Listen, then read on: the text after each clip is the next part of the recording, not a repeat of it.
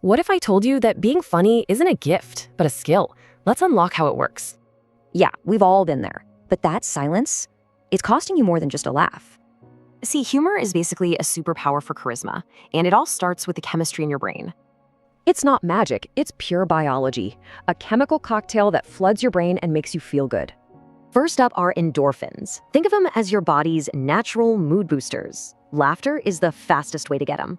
And get this, even a forced laugh works. You're literally hacking your own stress response. But wait, there's more. Laughter also triggers dopamine, the same reward chemical you get from a big win. So how do you trigger this chemical reward on demand? You have to understand how a joke is built. Turns out, every single joke is kind of like a machine. It's got 3 simple, predictable parts. Once you see this blueprint, humor feels way less intimidating. You can actually see how it works.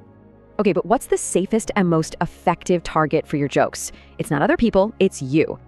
This isn't about being weak. It's a master strategy for building trust and, well, charisma.